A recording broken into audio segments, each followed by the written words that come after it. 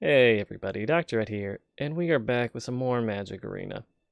Today we're going to be looking at our Dimir reanimation list. So, as you can kind of guess from the reanimation in the name, we're going to be pulling cards from our graveyard and cheating them out through some reanimation effects, such as Blood for Bones, Connive Concoct, that kind of shenanigans, and then recurring them with some other cards that we'll get into. So as far as filling up our graveyard is concerned, we have Stitcher Supplier, enters the battlefield effect to mill your top 3. When it dies, mill your top 3. Ideally, we're going to be hitting cards that we want in our graveyard to hopefully reanimate them later. Chart of Course does something similar. It's a draw 2, and if you haven't attacked with a creature, discard 1. So we're going to be dumping the expensive cards we can't play. Thought Erasure, Hand Hate, Surveil, Dumpster card if we don't need it, cool. Tombbound Lich, just a decent body, really competent against aggro with the 1/3 stat line. And if we manage to get around to actually dealing combat damage to a player, you get a draw card and discard a card. Now, as far as reanimation is concerned, we have some pretty decent threats kicking in this deck. We are going to be having Massacre Girl. It's a good sweeper against low to the ground decks. You cheat it out, clear the board, you have a 4/4 with Menace on board. Cool card. Agent of Treachery. Right now I don't have 4 of, so I'm running some things to supplement it. It's a 7-drop that's a 2/3, which isn't really well costed. But the fact is, when it enters the battlefield, you gain control of a target permanent. And if at your end step you control 3 or more permanents you don't own, draw 3. So, ideally cool, we get some permanents eventually, potentially. We're going to be able to draw 3 cards. There's going to have to be some cheating to get 3 permanents stolen with 2 of these, but there's ways. Important thing is that doesn't specify non-land, so if they're screwed, we take their land, take their fixing, take their big scary board that we do not have. Really cool card, and if it dies, we reanimate it again later. Because I don't have 4 and don't feel like crafting them quite yet, running a couple Nazahals. It's a 7/7 for 7, can't be countered. Whenever opponent casts a non-creature spell, draw a card. And if we want to keep it alive, we can dump a bunch of cards to just bounce it. It's cool, cool, cool. We're also running Scholar of Ages. Again, a not very competitively priced body. It's a 3/3 for 7, but it allows you to recur up to 2 target instants or sorceries from your graveyard to your hand. Now, the important synergy with a lot of these cards is Blood for Bones.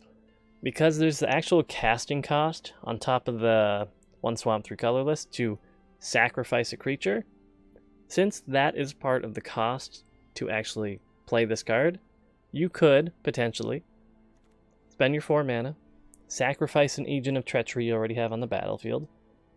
Because to cast it, you have to sacrifice him. He's in the graveyard again, which makes him a legal target for Blood for Bones. So you can sack him and recur him. It is pretty cool. As far as other reanimation sorts, we have Connive Concoct. For 4, we can yoink a creature with a power of 2 or less. Not going to be the thing we're doing the most, but sometimes we're going to be forced in that situation to do so. And Concoct, Surveil 3, and then we get to Reanimate, as you can imagine. So ideally, we're just going to be stalling the board to get some big bombs. Game goes on long, we steal their big threats, win the game that way. With that being said, let's get into the games, see how this pans out for us. Okay, so we're loading into our first game against Rayboy? However I'm supposed to say this. Let's see what we have access to here. We don't have any reanimation available to us, but we do have some things we can curve out decently well. We have a Fibblethip into a Lich, to a Massacre Girl. We have ways to discard Nazahal. I'm okay with how this hand looks, I think. We have enough presence early that I'm not afraid of dying to aggro instantly. We have our colors fixed, essentially, with getting our Watery Graves and Drowned Catacombs early. Happy to see the opt. I was kind of expecting a flashy Sailor Pirate, but there we go. We do have some sacrifice effects. That's cool. Nothing in our yard to actually pay that off for us yet, but see how long that lasts. Okay, hitting another land drop, which may not be ideal. Let's see if the opponent here lets our boy Fibblethip get in for some chip damage. Now Tombbound Lich might just eat a lightning bolt here, but let's see. Another opt. So at least we don't have to worry about that currently, and they bottom it, which is always good.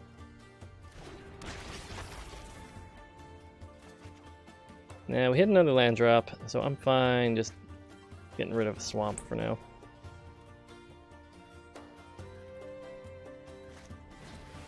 We do have to keep in mind that we might want to start dumping our big things, but we're flooding out pretty heavily right now. Thankfully, after swinging in, we'll be able to dump something, reanimate like a Nazahal with blood for bones, so that's a pretty cool thing we have going for us this turn. Assuming we don't get spell pierced or something. No, Fibblethip dies, that's fine. There we go, so we're going to do this. Pretty okay going this route. We're going to be sacrificing you. Creature to the battlefield will be Nazahal, and then we can get the Tombbound Lich back into our hand. And we're going to end turn. And with our hand being as full as it is, even if they had some form of removal for Nazahal here, but in their color combo not very likely, we could have just bounced it, which is cool. Ah, bummer. By the way, this is one thing I don't like about the Mastery Pass. We're going to stop right here real quick. The reward for what I just got was supposed to be a random mythic, but there's no duplicate protection on any of that, so instead of getting a mythic wildcard or something, you just get your 40 gems, which is kind of a garbage payoff, especially when you consider to buy a Mastery Pass level. It's 250 gems. Like hell, even if I want to do that now, I'd be losing 50 gems just for the 200 gem reward coming up next, but enough of that. Let's jump into another game, because that went very smoothly. Okay, so we're in game 2 against Perseus. While we're waiting, I can let you guys know the one thing I'm not too keen about. This is fine to keep, by the way. We have Double Thought Erasure. Fibblethip, yeah, this is more than fine. Is it's very draw dependent. Like if we didn't have a Nazahal and we had just no good reanimation targets, what am I going to do? Reanimate some... What are we looking at here? I'm interested. Where was I? It's very dependent on you getting your reanimation targets that are relevant, because right now, these aren't things we really want to see in our graveyard, with the exception of Fibblethip, because we already have one. But Try to Course is cool, because it would let us dump our Scholar of Ages. It's just gonna keep milling me down? Cool. The same thing goes. We're hitting a bunch of things that we generally don't want to be dumping. Light up the stage. Fair enough, opponent. Not too keen on seeing a Steamkin, but let's see here. Because yeah, of the 7 cards we binned, we only have, I'd say, between 1 or 2 reanimation targets technically. Stitch's Supplier, I suppose, if you're desperate, it can just get a lot more shit in your yard. But let's see, it doesn't look like we're hitting our land drop here. Now, what do we want to do to try to solve that problem? I'm assuming opponent is more likely than not just going to be playing the Steamkin, so the hand hate this turn isn't super relevant. Let's just see if we can get lucky with card draw and hit a land drop here. Okay. Considering we'll have our land drop for our next turn, we will be more than fine to just Thought Erase. Really? Okay. He must have a land and he might just play Steamkin that way. Curious what he dumps. Probably the Blood for Bones, potentially? We don't really have a great target for it yet, so if he's scared of hand hate, it just might be Thought Erasure.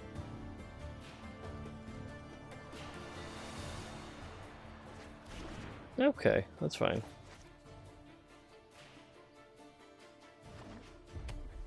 Okay, yeah, seeing another land drop definitely figured he'd be playing Steamkin. Fair enough.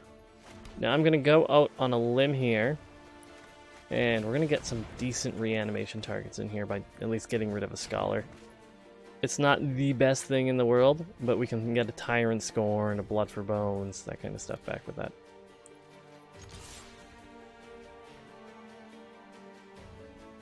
I would be really cool if he traded his Steamkin there, but I can't see that happening.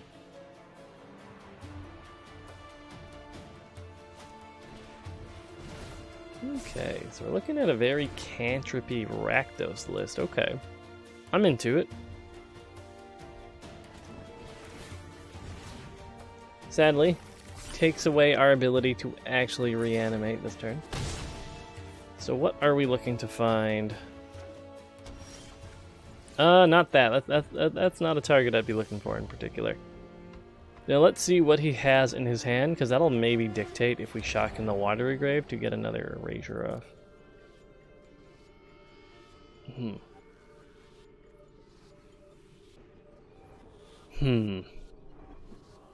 Yeah, we won't be able to keep that, sadly.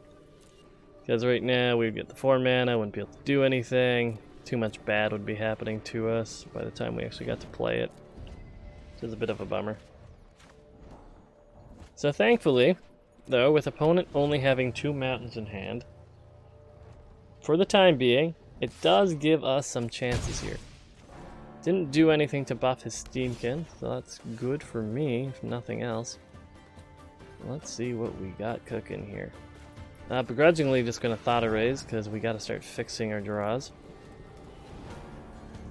Blood for Bones is a frustrating one, because we don't have any... This is what I mean, we have no creature to do anything with Blood for Bones.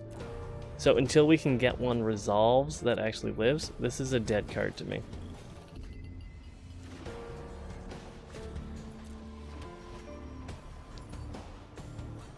So what we are looking for is potentially a Stitches Supplier, a Fibblethip, something that would allow us to play the card and then still Blood for Bones.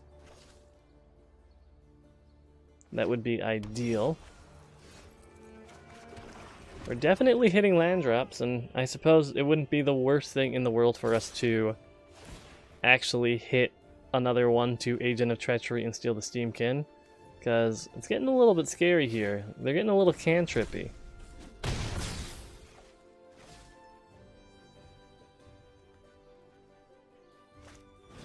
Light up the stage. They could kill us this turn. Ooh, boy, they have a Finale of Promise. And a Mizzium tank. Actually, it's kind of... Oh, it's weird that that's getting cut off up there. It's a little bit annoying.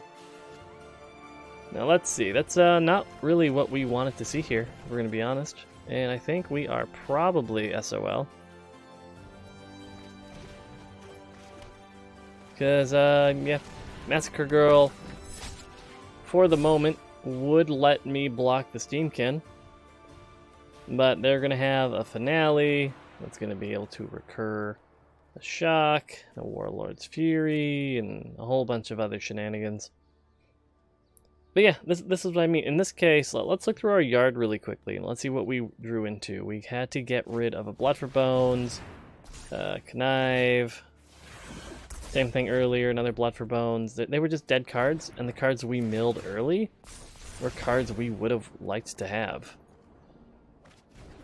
Like, we could have had a Chart of Course or a Fibblethip or any of these, as Fibblethip more so as a creature we can actually use, but it is cool to see someone play Mizzium Tank. I don't know if it's good, but I think it's a cool card. Hey, if we're gonna die to a weird aggro list, I'd rather it be something cool like this than standard red deck wins. But yeah, with that being said, let's jump into another game, see how the next one pans out. Okay, so now we're into our third game against Rudy Rod here. Let's see what our opening hand is looking like.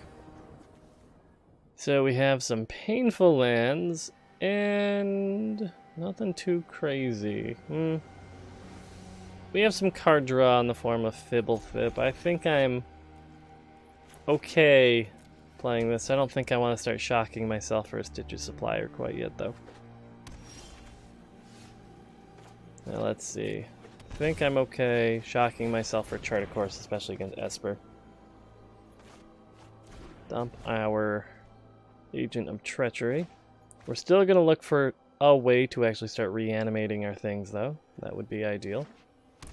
We're going to be able to get some card draw coming in. Thought Erasure. Let's see what they want to get rid of here. Trying to figure out what the best target is for them. Because anything they put in my graveyard, I plan on reanimating.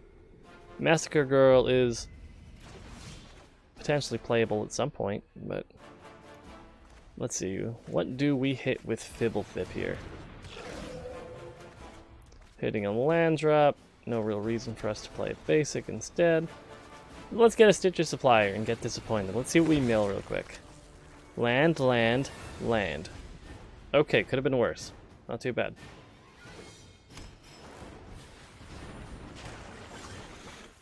Stitcher Supplier again.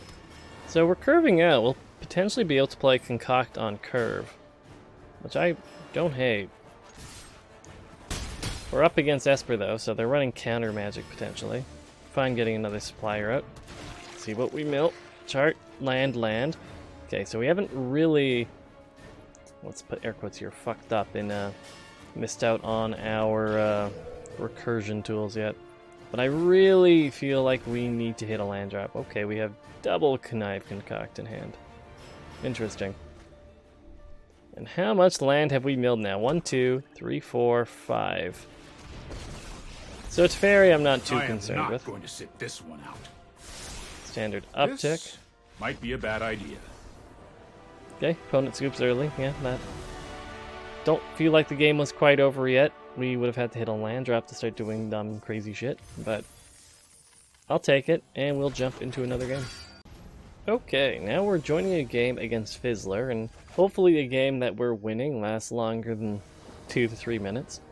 That's the one issue as well, is I feel like you don't get to play real actual... We're fine keeping this. We have some milling, we have some removal, we have some card draw, some discard, and a reanimation effect in hand. I'm pretty down with this hand. So of course we're going to be playing the supplier first. Let's see what we dumpster here. Fibble, land, land. Okay, nothing too exciting there. Depending on what we draw on our next draw step, we might just chart a course instead of Fibble Thipping. And one comment that I haven't brought up yet is we're a little bit weak to going wide, because when a lot of your shtick is single target removal and stealing a single permanent, if they have 12 things on the board, it feels a lot less impactful. Well, let's see what we have here. What am I not too excited to play for a little bit here? That. And I'm at the point where I'm not super excited for opponent to potentially just 1-for-1 our supplier. I would like a decent target for Blood for Bones, and I don't really think I want to dump a Tombbound Lich if I can avoid it. So let's see. What is this, by the way? I haven't seen this card. Whenever... Ah! Oh, okay, they're playing a cool tokens list. That's neat. Yeah, okay, that's neat. That's cool. Still just going to play the Lich for now. Now, what do we draw and what do we... Ah, yes, I would love to dump a Scholar of Ages. Thank you. Cool card, opponent. I can respect that. For reanimation targets, what do we have? I think Scholars are big one, but we're not really running that many instants in our yard yet, so we haven't really hit it big. Sacking our Stitcher, though, does allow us to get 3 more cards in there. Oh, interesting. Yeah, they've gone wide decently quick here. That's a bit of an intimidating board opponent has. Let's see. I think we're still just going to Blood for Bones for now. See what we can get away with. We're going to sack our Stitcher Supplier. What do we dump here? Okay. So with us hitting some more sorceries, I think the Scholar is fine. We'll be able to... We have more reanimation, so I'm fine getting another Stitcher Supplier back. This will allow us to get another reanimation, Tyrant Scorn. So at least we will have a removal piece for either a token or for the Woodland Champion, because no matter what, that's still a 2-drop. And we'll just hold the Tombbound Lich back, because that will allow us to kill the Venerated Loxodon if they choose to swing in with it.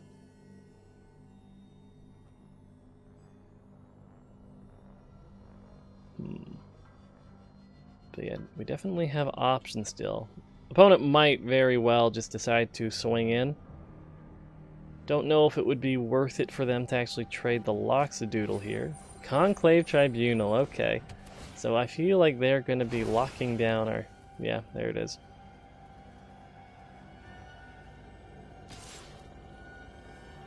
I think we want to hold her back in case we decide to reanimate. Let's see what we draw into here. Now let's see. What targets do we have? Nothing too crazy at the moment. We could just Tyrant Scorn and Tyrants. No, that's a pretty lame turn, I figure. Let's Blood for Bones. Hold. Stitcher's Supplier. Blood for Bones. That's what we wanted to do. No crazy hits with that one there, sadly. So let's see what we're able to find with this dumping. I'm very sad that Massacre Girl wouldn't wipe the board. Them getting 1/1s and not throwing a token down yet really hurts. But it does kind of make me keen on getting a 1-drop out, assuming that keeps us alive.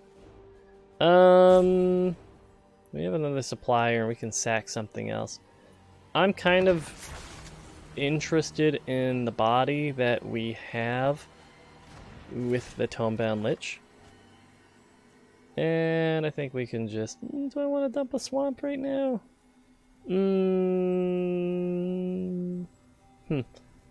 let's just get rid of that for now. We only need the 1 extra in hand. This is going to be a pretty impactful turn from our opponent. The important thing is making sure we sack the Scholar of Ages and not the supplier I'm going to be playing. Okay. So they're going to be getting a pretty terrifying swing in this turn, which I'm not excited to see. Can I survive without blocking? Because I need a sack outlet here. 5, 6, 7, 8, 9, 10, 11, 12, 13. We can chomp one of the tokens, I think. 6, 7, 8, 9, 10, 11, 12, 13. Cool. Okay, importantly, we're still in it, and we have our sack target, which is important. So we're going to do this. We are going to Blood for Bones on the Scholar of Ages. We are going to get Massacre Girl out. We are going to... what card would I love to recur into my hand that we can still play? Mana-wise, I think we have the mana just to hardcast this. So that's 1, 2, 3, 4, 5, 6. Not quite, but we're close. There we go. We now have a board state that is on our side, thankfully. And we have a Nazahal. We have the potential to reanimate and removal for any of their cheaper creatures. They don't do anything. Chances are they're just going to Adonto. It's a bummer. I could swing in. Instant speed. I think they'll only be able to get a token, so it's kind of whatever.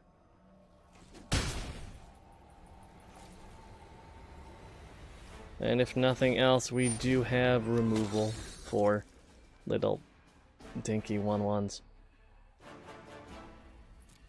Does it feel great? Not in particular.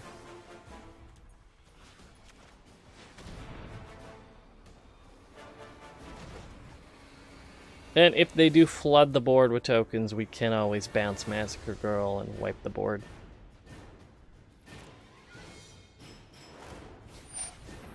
Dauntless Bodyguard, okay. My turn. So let's see. We did not hit our land drop, which is a shame. Take a peek in their hand real quick. Ooh boy, they have some creatures I do not find myself liking very much. Now let's see here. Convoke is a thing, which is obnoxious. I think, yeah, we need a land on top, so that's very relevant to our current situation.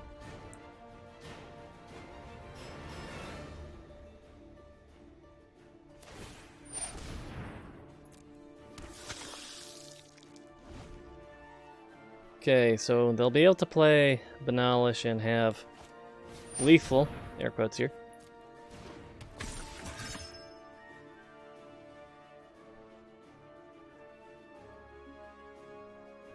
Trying to figure out what is our... Okay.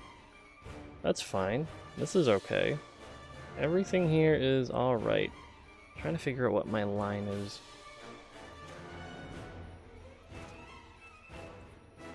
I think at some point I should have done something to remove this token. Running out of good targets for this.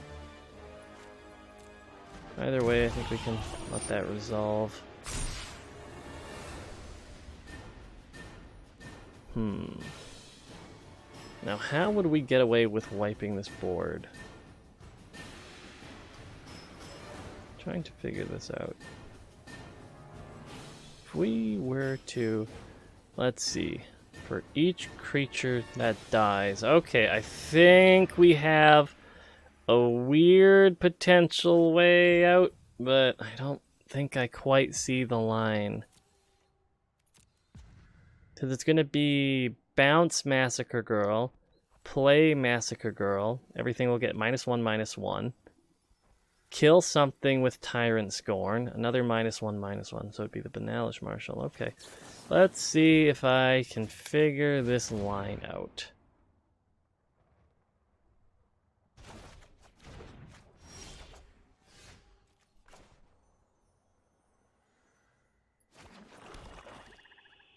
Okay. We gotta remember they can always sack this to give it indestructible. But let's see. Step 1. Play Massacre Girl.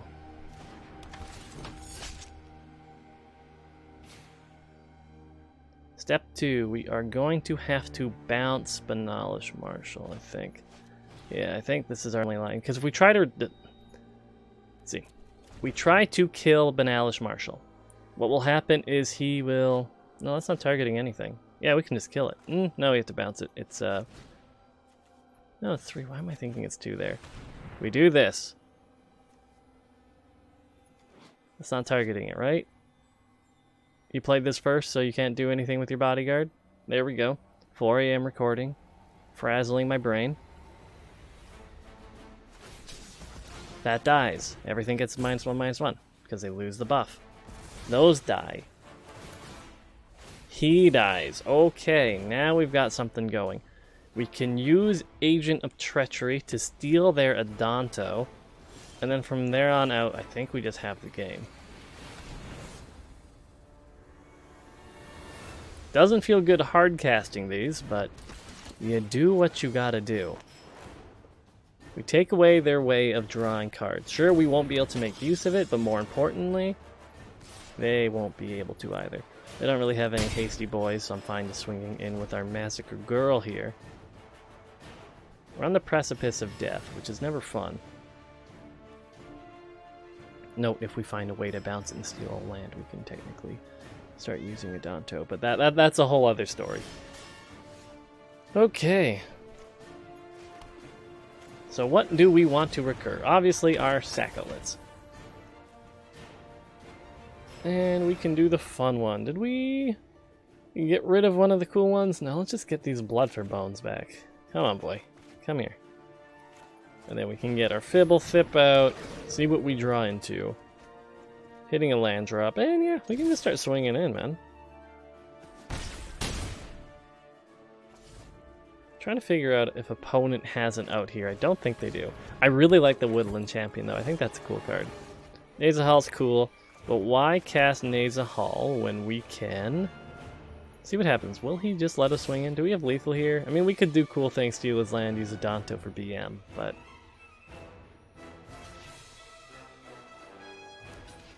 No, you gotta double block Massacre Girl if you want to block her, man.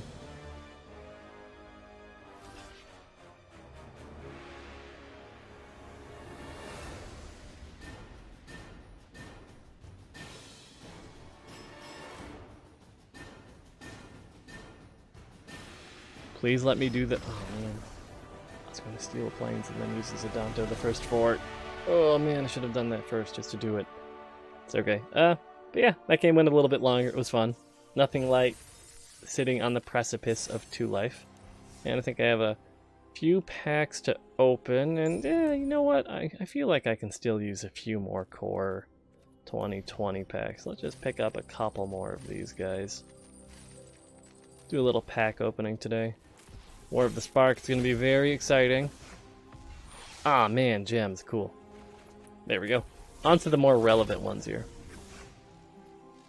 We are looking at a mythic rare wild card to make up for the one that the Mastery Pass stole from me earlier. That's fine. Leyline of Combustion. I don't think I've seen that one played whatsoever yet. Excuse me while I just ignore the uncommons, by the way. Field of the Dead is interesting.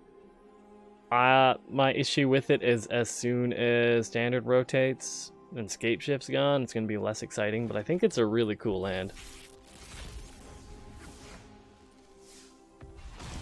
Loxodon, Life Chanter, Life Matters. Still, haven't seen that card. And what are we dealing with outside of Arena being very framey today? Oh, Temple of Malady. I think that's the last one I needed. Awesome. But yeah, thanks so much for watching, guys. As usual, like it if you liked it. Comment if you want to talk. I'm pretty good at replying to most of the comments so far. But for now, I'm Dr. Ed. I'll catch y'all next time. Bye for now, everybody.